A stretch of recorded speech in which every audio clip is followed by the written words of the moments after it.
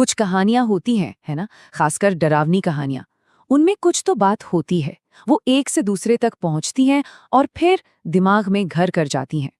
हाँ, मतलब कभी ना कभी कोई ऐसी कहानी सुनने को जरूर मिली होगी जो सुनने में इतनी असली लगे कि एक पल के लिए रोंगटे खड़े हो जाएं।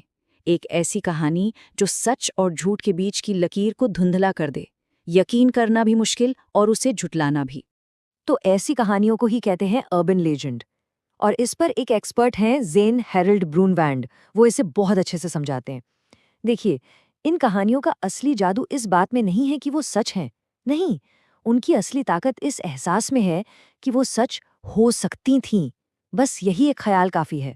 तो जरा उस जमाने में चलते हैं जब इंटरनेट नहीं था। सोचिए, कैंपफायर के चारों ओर बैठे लोग या फिर दोस्तों के बीच कान्हा फूसी में बस ऐसे ही ये कहानियां फैलती थीं। चलिए ऐसी ही दो बहुत पुरानी और मशहूर कहानियों पर नजर डालते हैं। अच्छा, इन कहानियों को फैलाने का एक बहुत ही मज़ेदार तरीका होता है। इसे कहते हैं FOAF स्ट्रक्चर, मतलब फ्रेंड ऑफ अ फ्रेंड। ज़रा सोचिए, कोई कहानी बस यूं ही सुनाए तो शायद उतना असर ना हो, पर जैसे ही कोई कहता है, अरे ये मेरे दोस्त के दोस्त के साथ हुआ था, बस कहानी अचानक ज्यादा असली लगने लगती है ना? लगता है जैसे ये हमारे कितने करीब की बात हो। तो कहानी की शुरुआत कुछ ऐसी है। एक अकेली औरत रात के अंधेरे में सुनसान सड़क पर गाड़ी चला रही है। माहौल में एक अजीब सी टेंशन पहले से ही है। तभी उसे शीशे में दिखता है कि उसके पीछे एक ट्रक है और वो ट्रक वाला बार बार अपनी तेज लाइट चमका रहा है। अब जाहिर है वो घबरा जाती है, उसे लगता है कोई उसे परेशान कर रहा है। वो डर के मारे गाड़ी और तेज भगाने लगती है। और फिर आता है कहानी का सबसे बड़ा ट्विस्ट। जब वो किसी तरह एक जगह रुककर मदद मांगती है, तब उसे असली बात पता चलती है।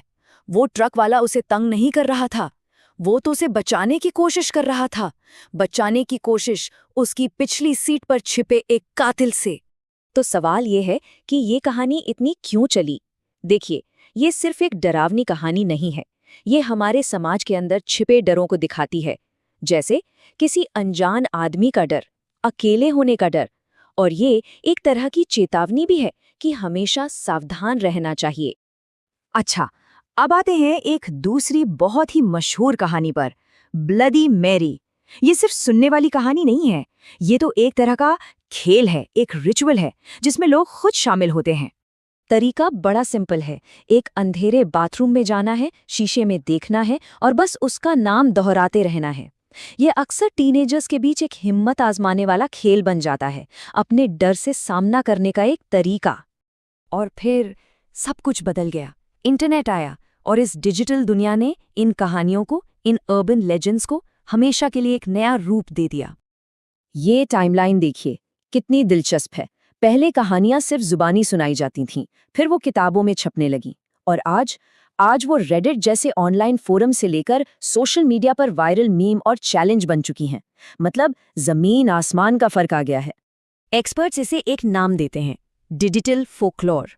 ट्रेवर जे ब्लैंक बहुत सही कहते हैं कि इंटरनेट ने इन कहानियों को खत्म नहीं किया। अरे नहीं, बल्कि उसने तो इन्हें फैलने के लिए एक सुपर हाईवे दे दिया है, और ज्यादा ताकतवर तरीका। तो चलिए अब ये देखते हैं कि हमारी वो पुरानी क्लासिक कहानियां आज के डिजिटल अवतार में कैसी दिखती हैं। याद है पिछली सीट पर कातिल वाली कहानी? पहले डर होता था अपनी कार में छिपे किसी अजनबी का, और आज वही डर उबर या लिफ्ट जैसी कैब में किसी अनजाने खतरे का बन गया है। देखिए, डर का एहसास वही है, बस जगह और जमाना बदल गया है। और ब्लडी मैरी का क्या हुआ? अरे वो तो टिकटॉक चैलेंज बन गई। उसका जो रिचुअल वाला स्टाइल है ना, वो वायरल वीडियो के लिए एकदम परफेक्ट है। लोग अब शीशे के सामने खड़े होकर वीडियो बनाते हैं और उसे ऑनलाइन डाल देते हैं। अब एक ऐसी कहानी की बात करते हैं जो इंटरनेट के बिना पैदा ही नहीं हो सकती थी। ये पूरी तरह से एक मॉडर्न डिजिटल कहानी है। एक हिंदी यूट्यूब कहानी इसका एक बहुत ही डरावना उदाहरण है। तो होता ये है कि एक वीडियो कॉल आती है और कॉल पर जो इंसान है वो कहता है, मैंने तुम्हें देखा, तुम तो कुर्सी पर बैठे हो। लेकिन जिस इंसान को ये कहा जा रहा है वो तो उसके सामने खड़ा है, कुर्सी पर नहीं। और फिर स्क्रीन पे जो हमशक्ल है वो एक बहुत ही डरावनी बात कहता है। वो कहता है, मैं तुम ही हूं, बस वो वाला जो अंधेरे में रहता है।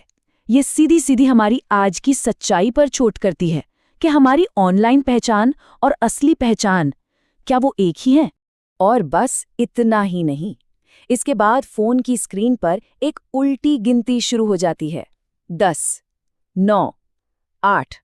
मतलब अब वो फोन जो हमारी दुनिया से जुड़ने का जरिया है, वही डर का सबसे बड़ा हथियार बन गया है। और इस कहानी का अंत वो सबसे ज्यादा परेशान करने वाला है।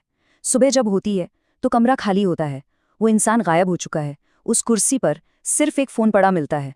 तो ये सब कहानियां हमें आज के बारे में क्या सिखाती हैं? मतलब आज के ज़माने में हम आखिर डरते किस चीज़ से हैं? यहीं पर सबसे बड़ी बात सामने आती है। हमारे डर इवॉल्व हो गए हैं, बदल गए हैं। पहले डर था किसी अजनबी से, किसी शारीरिक हमले से, पर आज का डर ज्यादा गहरा है। अपनी पहचान खो देने का डर, हर पर डिजिटल नज़र में रहने का डर, और टेक्नोलॉजी के उन खतरों का डर जिन्हें हम ठीक से समझते तक नहीं।